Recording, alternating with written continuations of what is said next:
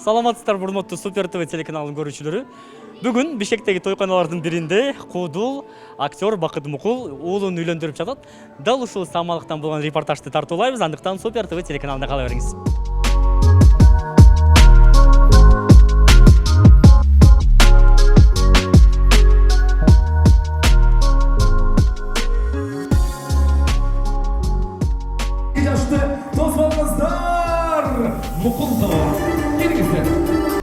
Жаш жобайларды Аболовдордун Мукул музыкалык ансамблі эл алдына алып чыкты.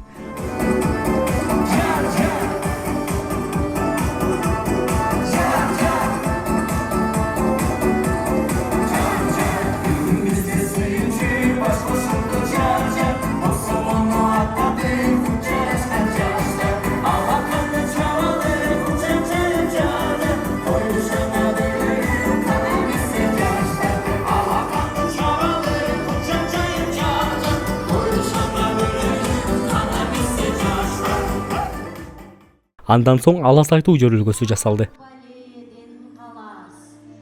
Бүгүн той кылдык ырымдап, тушуңа консун ырыспак, ташка таруу өңгөнчө, тарчылык көрбөй өткүлө, музга буудай өңгөнчө, муңчулук көрбөй өткүлө.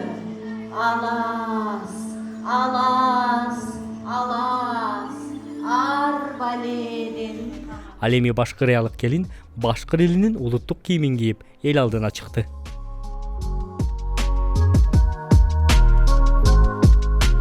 Урматтуу куда сөөлдөр, урматтуу телетентуштар, жалпы бир туугандар, бүгүнкү сиздердин монтип биздин кубанычыбызга тең бөлүшүп, Ак Сарайга келип балдарыбыздын үйлөнүү тоюна келип атканыңарга чоң мээртебе ыраазымын.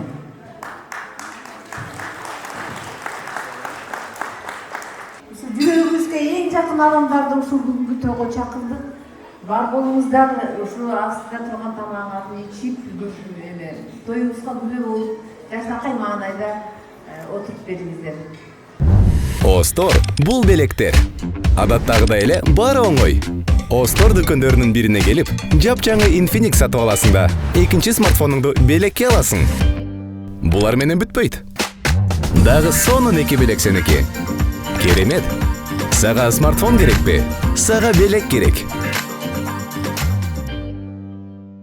Саламатсыздарбы, урматтуу калайык, урматтуу туугандар, бүгүнкү жакшылыктын катышуучулары.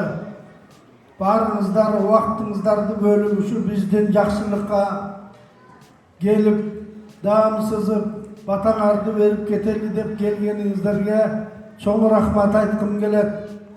Силердин көзүңөрчө кудаларга дагы бир жолу кулдугум бар деп айтып коюуга уруксат этиңиздер. Урматтуу Калия кудагый, Роза кудагый, сиздерге башыбызды терең ийип дагы бир жолу эмес, ушу биз өмүр өткүчөк деле кудаларга кулдугубуз бар.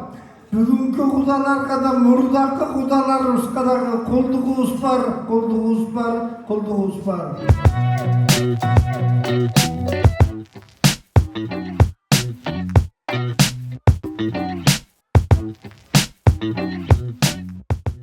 Урматтуу телекөрүүчүлөр, мен азыр дал ушул бүгүнкү той ээлери Бакыт Баке жана Жаңыл эженин жанында турам. Ассалам алейкум Баке, тоюңуздар кут болсун.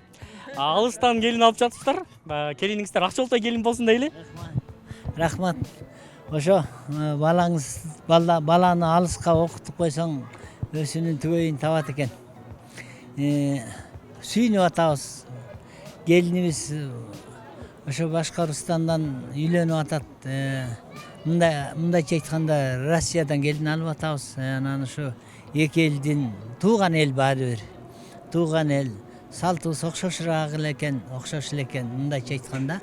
Анан сүйүнүп турабыз. Ошо эки элдин ынтымагы ушундай балдар үйлөнсө жакшырып, мындан дагы жакын болобуз го деген үмүттөбүз.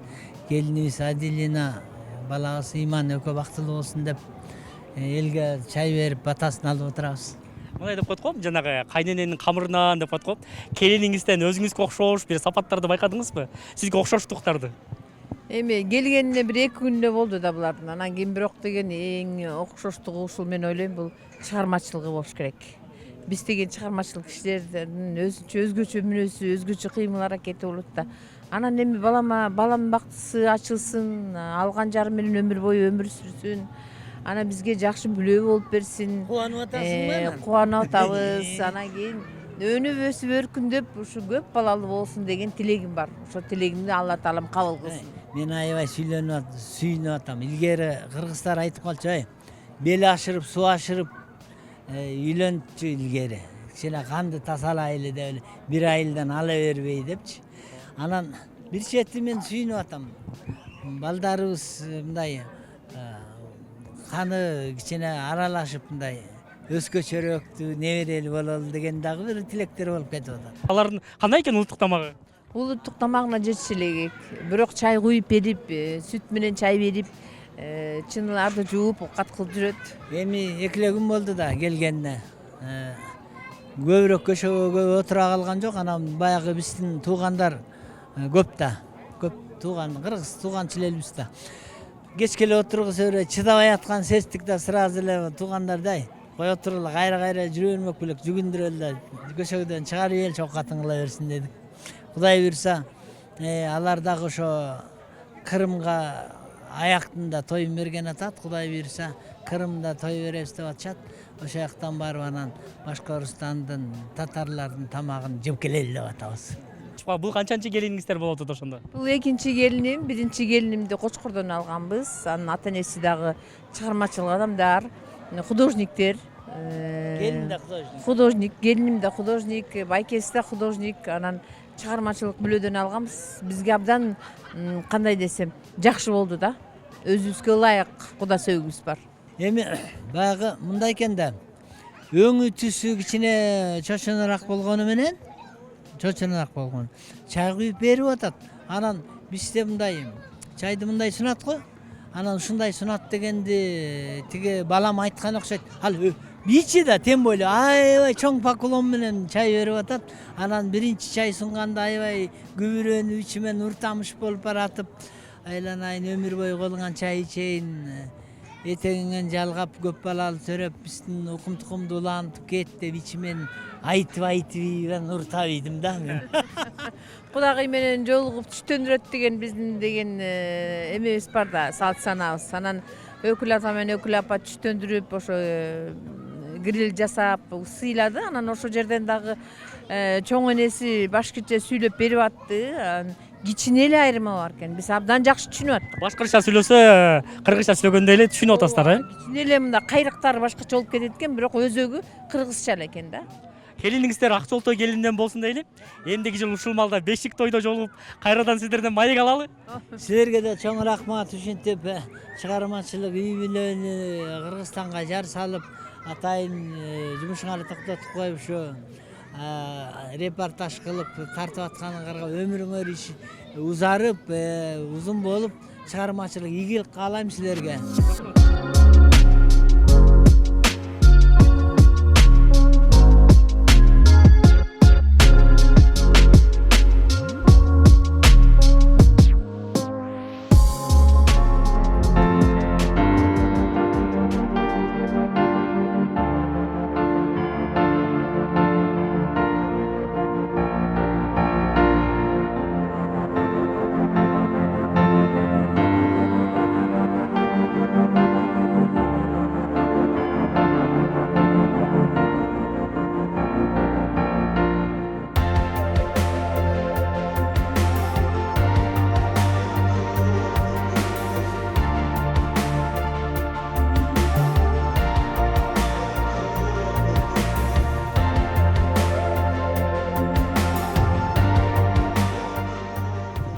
Урматтуу телекөрүүчүлөр, мен азыр бүгүнкү тойдун эң бир маанилүү адамдары Аделина жана Имандын жанында турам. Куш болуңуздар бек болсун дейли. Рахмат. Кантип табышып калдыңыз? Башкыр кызын кайдан тагып алдыңыз? Я поехал на Петрозаводск, это в Карелии, в республике Карелия, это в России. И устроился в театр, там и познакомился. Я ее сразу увидел и думал, какая девушка хорошая, нашинская. Типа, подумал, что башкирка или татарка. Канча жыл болду ошондо таанышканыңыздарга? 3 года уже 3 года. Баш кошуп түтүн болуп атканыңыздарга канча ай болуп калды?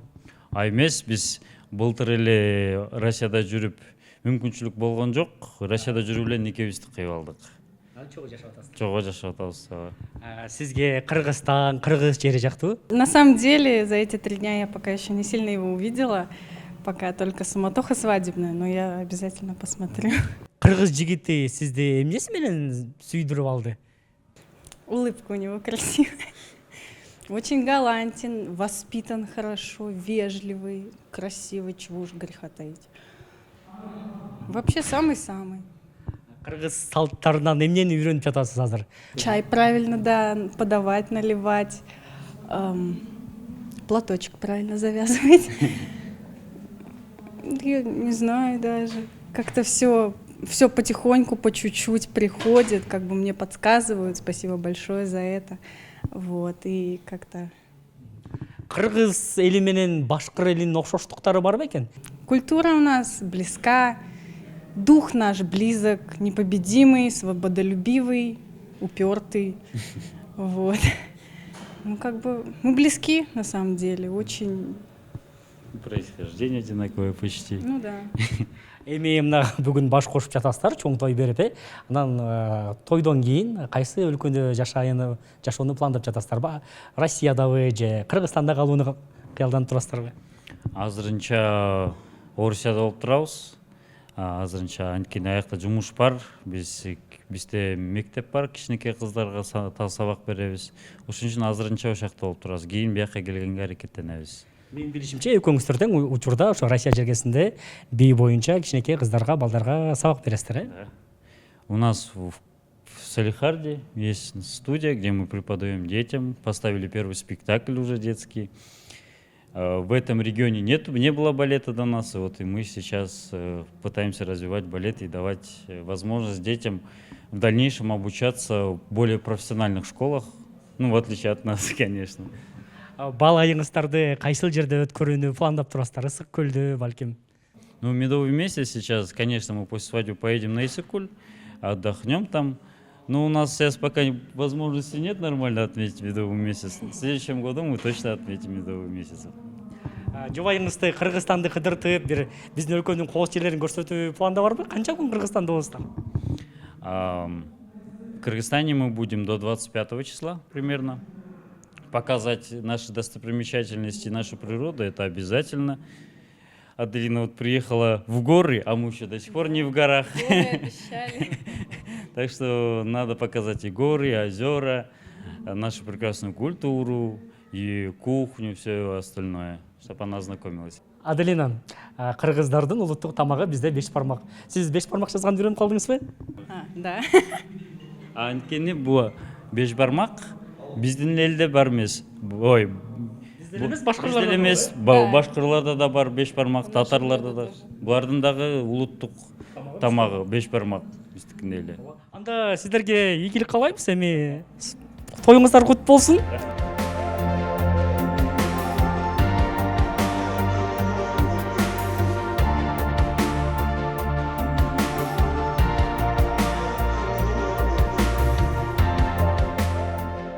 Күмүнөр баке, тоюңуздар кут болсун.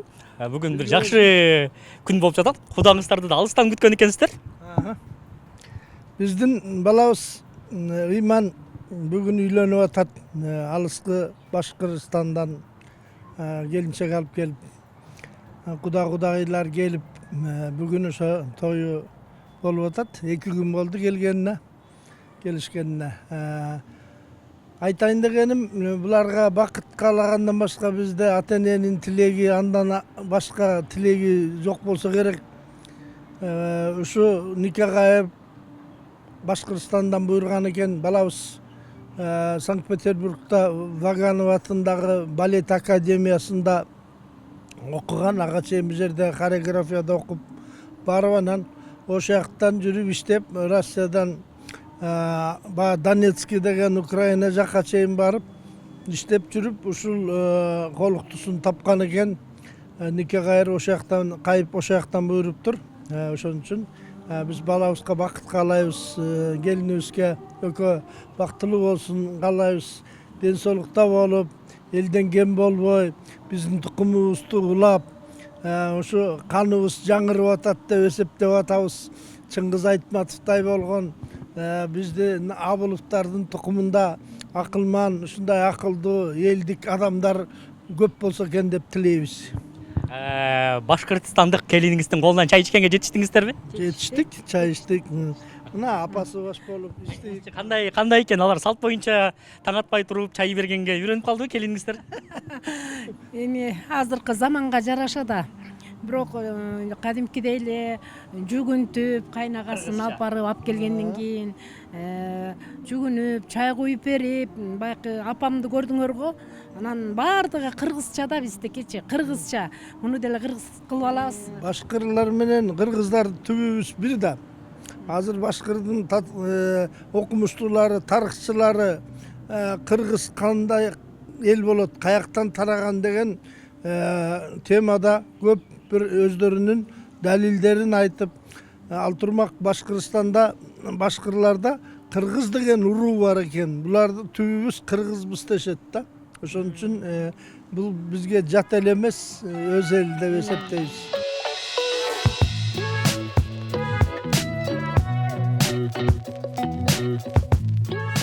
Урматтуу телекөрүүчүлөр, азыр мен ошо Бакыт Мукул мырзанын Башкыртстандан келген кудагыйлардын жанында турам. Саламатсызбы? Кош келипсиздер Кыргызстанга. Хаумагат кадірлі тамашашылар, біз Башкортостандан келдік. Зор рахмат сізге, хаумагат. Мы в республике первый раз. Очень красиво, очень все так хорошо, комфортно. Огромное спасибо за гостеприимство.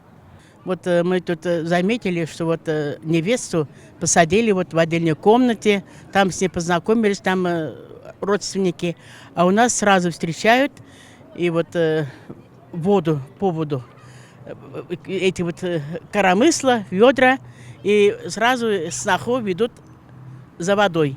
Она эту воду приносит, наливает самовар, заваривает чай и угощает чаем. А у вас немножко по-другому. Но обычаи как-то все равно совпадают к мусульманским обычаям. Вот это мы узнали. Очень интересно. Вот саумасыз, исямасыз, хуш булыгыз, халярничек. Вот у нас вот обычно. Вот я сейчас с бабушкой старой разговаривала. Мне иман сказал, наш вот зять. Говорит, бабушка понимает ваш язык. Надо только немножко потихоньку разговаривать с ней. Она говорит, я и по-русски понимаю. Ну, по-русски понимает, но мы же уже пожилые люди, мы будем общаться с ней.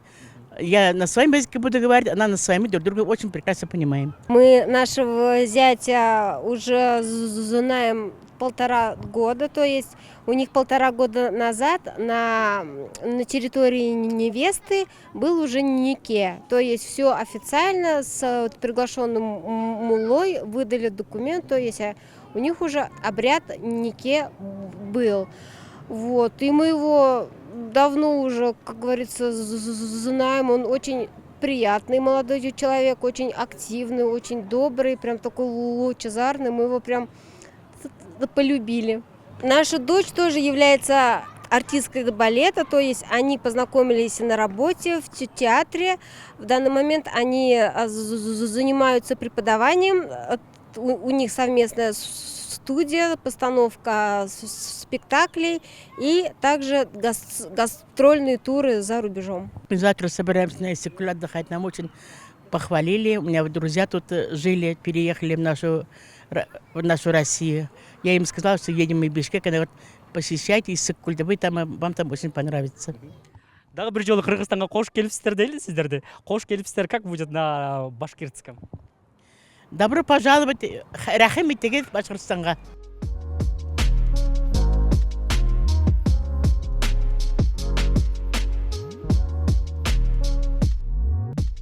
Ой, толық қыз, тойбой сенин элесиңе, топ жигиттер ашыкпыз деген ушундай маанайменен бүгүн тойдобуз. Саламатсыздарбы? Бүгүн эниңиздин үйлөнүү тою. Эниңиздин ушундай бир балет бийчиси болот экенин бала кезинде эле байкадыңыз беле? Негизи ооба, анткени биз 1-класска барып баштаганда эле Иман менден 2 жаш кичүү, биз бирок чоңоюп калдык. Айылга көп каникулга барчубыз, анан ошол кезде эле мен 1-класс, 3-класска тапшыргандан кийин эле Иман ошо Чолпонбек Базарбаевдин атындагы музыкалык училищега, хореографический училищега тапшырды. Ошо менен ал жакта 11 жыл окуду. Андан соң дагы Петербургда окуп, эмесин улантып эмгиче билеп келет. Ошол кичинекей кезинен эле бар болчу жөндөмдүүлүгүчү. Анан кичинекей кезинен эле ошо пластикасы ошол бир кызыктуу окуя айта кетейин. Айылга каникулга бир ай 2 айга жиберишет. Анан айылда тиги балдарын бири-бириңе тең эмелерге чыгасың деп берет го. Анан Аптыгудус деген бир дос балабыз бар болчу. Анан ошо эко жашы тең. Анан Аптыгудус чыгасың десем, чыгам дейт. Иман чыгасың десем, чыгам дейт. Анан Иман болсо бичи да буттары мондай көтөрүлөт, гибкость бар. Анан Иман бутун көтөрүп койчу десем, монтип алып туруп бутун өйдө көтөрсө тиги чыкпайм да. Ушундай кызыктуу эмелер бар. Анан ошо бүгүн ушинтип сүйүнүп отурабыз. Татарстан менен куда болуп атат, кыргыз журту дегендей. Келинибиз Татарстандан. Анан болсо биз дагы айдан кубанычтабыз. Ошо 2 жашты күтүп аябай даярданып, аянтан бери эме кылып жүрөбүз. Мынакей кече 2-3 күн болуп калышты. Куда сөөктөр менен биргеликте келишти. Эми буюрса тойдон кийин дагы Кыргызстандын кооз жерлерин көргөзүп, куда сөөктөрдү анан узатыбыз буюрса. Анан 2 жашка эмне дейбиз? Бактылуу болсун, 2 дүйнө бактылуу болуп, кыргыз элин дүйнө жүзүнө таанытып, жана ошондой эле 2 элдин бириктирип, ынтымагын бекемдеп жүрө берсин демекчибиз. Жана ошондой эле сиздерге Супер ТВга жалпы ысык салам, сиздерге чоң рахмат билдиребиз. Сиздерге дагы Рахмат.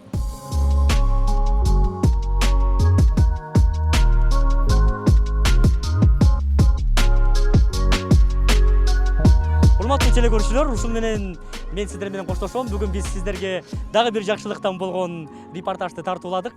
Кайрадан эфирден көрүшкөнчө амандыкта жолугушалы. Саламаттуу болуңуздар.